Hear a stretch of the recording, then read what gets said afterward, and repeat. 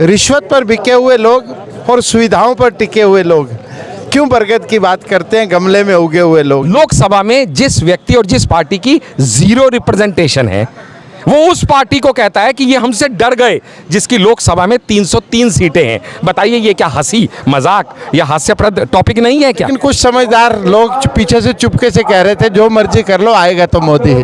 Victim card, हाय हाय हाय, हमारे को तो इस तरह से फंसाया जा रहा है, हमको तो विक्टिमाइज किया जा रहा है। पर तो भगत सिंह, राजगुरु, सुखदेव के मानने वाले हैं, हम तो बापू की समाधि पे जाके मत्था टेकने वाले हैं। अरे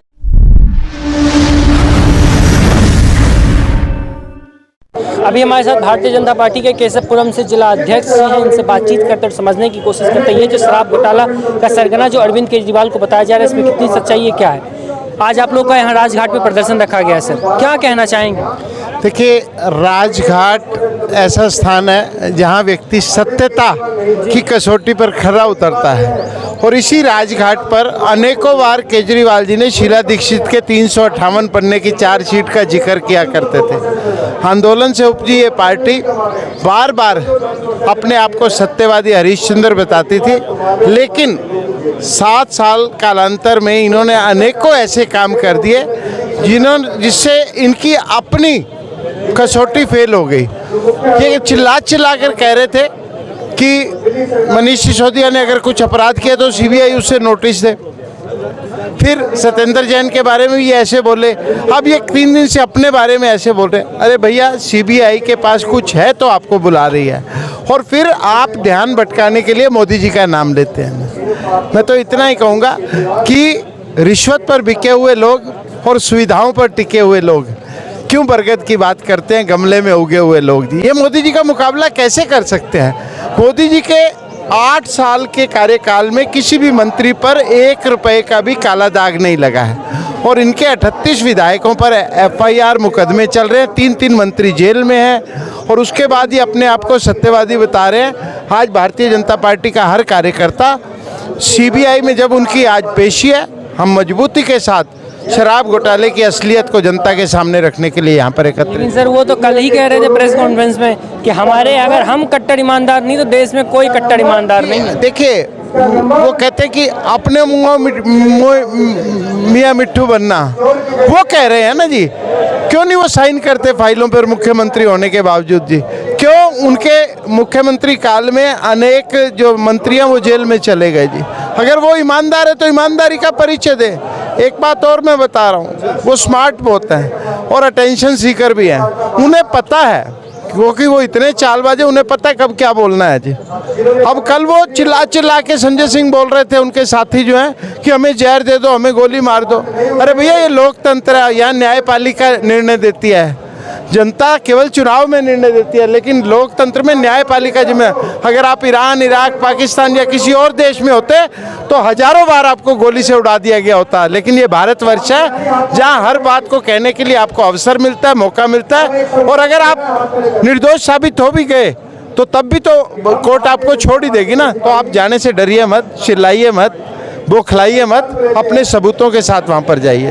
आज अभी CBI के यहाँ जाने से पहले यहीं राजघाट पर वो बापू को श्रद्धांजलि दे के गए हैं, और क्या अभी सुबह भी कह रहे थे कि भारतीय जनता पार्टी वालों ने CBI को कह रखा है कि अरविंद केजरीवाल जाए तो उनको गिरफ्तार कर लेना।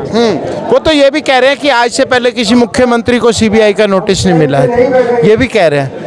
दावे के साथ आप तथ्यों की जांच कर लीजिए। नरेंद्र मोदी जी को CBI ने बुलाया, कर्नाटक के मुख्यमंत्री को बुलाया, अनेकों ऐसे मुख्यमंत्री हैं जिनको बार बार CBI बुलाती है, और जांच के बाद कुछ लोग निर्दोष साबित होते हैं और कुछ दोषी पाए जाते हैं। तो आप क्यों झूठ पर झूठ बोले जा रहे हैं सर? आप जो बोल रहे हैं आप फैक्ट चेक करिए। 2018, 19, 20, 21, 22 में जो आप बोले, 23 में आपका वातावरण बिल्कुल चेंज हो जाता है जैसे ही आप पे बात बनती है। मैं अभी बोल रहा था तो मैंने कहा था कि पोषण पा भाई पोषण पा, मंत्रियों ने भ्रष्टाचार किया, हजारों करोड़ की रिश्वत खाई, अब तो जेल में जाना पड़ेगा। केजरीवाल जी, आपके 2 मंत्री वहाँ पर आपके इंतजार कर रहे हैं, वहाँ महफिल जमा करेगी, तिहाड़ पहुँचिए, तिहाड़ के लोग आपका इंतजार कर रहे हैं। मैं दर्शकों को बता दीजिए, जो घोटाले की बात होती है, कितने करोड़ की घोटाले की बात चल रही है? सर, यही तो परतें CBI खोलेगी जी। 70 फोन में वो तो कह रहे हैं जितना मनीष सिसोदिया का जो फ़ोन सीज किया गया वो कहीं ना कहीं इस्तेमाल हो रहा है। इस्तेमाल हो रहा है, हाँ, तो उसको क्या बाद में मैसेज डालेंगे और फिर ये बताएंगे जी। फ़ोन का एक सिस्टम होता है जी, एक टेक्नोलॉजी का सिस्टम है, उस टेक्नोलॉजी से आप बाहर नहीं जा सकते। आज टेक्नोलॉजी इतनी विकसित हो गई है कि हर चीज़ का ट्रैक रिकॉर्ड डेट और टाइम के साथ आता है, तो जो उसमें से निकलेगा जनता के सामने आएगा। हम राजनीतिक पार्टी होने के साथ साथ जनता भी हैं, हम इंतज़ार कर रहे हैं कि सीबीआई न्याय करेगी। आखिरी में ये भी ले लेते हैं, 2024 आ रहा है, वो प्रधानमंत्री बनने की बात कर रहे हैं। नीतीश कुमार भी कल उनका समर्थन कर रहे थे, आरजेडी के नेता मनोज झा भी उनका समर्थन कर रहे थे, तमाम विपक्षी दल भी उनके समर्थन में उतर गए हैं। देखिए, ये टोला है जो एक दूसरे को खिलाफ बोलते हैं, एक दूसरे को गाली देते हैं और चुनाव आने के समय एक छतरी के नीचे खड़े होने का नाटक करते हैं। परसों भी एक कुर्सी पर सबको बिठाने की बात हो रही थी, लेकिन कुछ समझदार लोग पीछे से चुपके से कह रहे थे जो मर्जी कर लो, आएगा तो मोदी ही। देखिए, जनता सब समझ रही है, अब जान रही है, पर एक कुछ तबका ऐसा है जो वोट पक्ष इनको देता है, क्योंकि ये उनको लालच देते हैं। वो कौन सा तबका है सर? यहाँ पर ज़्यादातर बसाया गया रोहिंग्या मुस्लिम है। रोहिंग्या मुस्लिम आप केजरीवाल का समर्थन करते हैं? बिल्कुल समर्थन करते हैं। आप देखिए, जितने धुलाई जगह पे बसे हुए लोग हैं, इनको हर तरह की फैसिलिटी दी जा रही है। जो दिल्ली वासी पुराने लोग बसे, उन्हें फैसिलिटी नहीं है। ये भेदभाव क्यों है? हम ईमानदार नहीं तो कोई ईमानदार नहीं सर। जी, सबसे पहले तो मैं कहूँगा कि एक इंग्लिश में कोटेशन है, do you have your arm long enough to pat your own back, कि आप अपना ही ढोल खुद बजाने के लिए तैयार हैं। तो अरविंद केजरीवाल जी ने आज ये साबित कर दिया प्रेस कॉन्फ्रेंस में शब्द बोल के कि अगर अरविंद केजरीवाल ईमानदार नहीं है तो इस देश में कोई ईमानदार नहीं है। यानी अपने आप को देश का सबसे बड़ा ईमानदार व्यक्ति उन्होंने घोषित कर दिया। खुद अपनी तारीफ में इतने कसीदे पढ़ना, ये मुझे लगता नहीं किसी और के बस की बात है सिवाय अरविंद केजरीवाल के। आपके दर्शकों को समझना पड़ेगा कि अरविंद केजरीवाल एंड गैंग का जो काम करने का तरीका है। गैंग कौन है सर? ये उनकी पूरी पार्टी जो है, जो भी धीरे धीरे पहुंचती जा रही है ना तिहाड़ में, उनकी अगली बैठक अब पार्टी की यानी इस गैंग की अब तिहाड़ में ही तो होने वाली है। जी, अभी आप देखिएगा कि उनका जो सबसे बढ़िया काम करने का जो तरीका है, दो मेन फिलॉसफीज वो काम करते हैं। पहला तो शूट एंड स्कूप, किसी पे कोई भी इल्ज़ाम लगाइए। उनके हिसाब से भारत देश में ना तो आर्मी पे उनको इतबार है, वो एयर स्ट्राइक्स पुलवामा के सबूत मांगने लगते हैं, ना जुडिशरी पे उनको इतबार है, ना पुलिस पे इतबार है, ना एलजी पे इतबार है, ना मोदी पे इतबार है, ना सीबीआई पे इतबार है, ना ईडी पे इतबार है, ना ईवीएम पे इतबार है। मतलब उनके लिए तो जो उनके हिसाब से चले वो बढ़िया, और जहां उनके विपक्ष की कोई बात आ जाए, उनकी खिलाफत हो जाए, तो वो फिर सब बिके हुए हैं मोदी के हाथ में। ये तो उनकी सोच है। और दूसरा जो उनकी फिलॉसफी है वो है विक्टिम कार्ड प्ले करना। सारे उल्टे सीधे काम करो, चाहे वो पोस्टर पॉलिटिक्स हो, चाहे वो मोदी जी की डिग्री मांगना हो, चाहे वो मान सम्मान किसी का हर्ट करना हो, और जब फंस जाओ तो उसके बाद विक्टिम कार्ड, हाय हाय हाय, हमारे को तो इस तरह से फंसाया जा रहा है, हमको तो विक्टिमाइज़ किया जा रहा है, पॉलिटिकल वेंडेटा हमारे साथ प्ले किया जा रहा है, हम तो भगत सिंह, राजगुरु, सुखदेव के मानने वाले हैं, हम तो बापू की समाधि पे जाके मत्था टेकने वाले हैं। अरे कुछ तो सोचो भाई, शराब घोटाले में तुम पकड़े जा रहे हो, मनीष सिसोदिया हो या अरविंद केजरीवाल हो, और वो बापू की समाधि पे जाके राजघाट में जाके मत्था टेकते हैं जो सारी ज़िंदगी शराब के खिलाफ ही लड़ते रहे। कुछ तो सोचो, तुम खुद को कट्टर ईमानदार बोलते हो, तुम्हारे शब्दों पे क्या इतबार करें जब तुम कहते हो कि मैं कभी भी राजनीति में नहीं आऊँगा, कसम है मुझे मेरे बच्चों की कि मैं कभी भी वीआईपी सिक्योरिटी नहीं लूँगा। और उसके बाद होता क्या है, तुम सारी कस्में तोड़ के, बच्चों तक की कस्में तोड़ के सब अपना कहा हुआ थूका हुआ चाट लेते हो। अरे तुम औरों के स्टैंडर्ड सेट किए हुए को क्या मानोगे, अपने सेट किए हुए स्टैंडर्ड्स को तो मान लो, क्योंकि तुमने कहा था जब किसी के ऊपर इल्ज़ाम लगता है ना तो इल्ज़ाम लगते ही उसको इस्तीफ़ा दे देना चाहिए। क्या हो गया सत्येंद्र जैन का इस्तीफ़ा?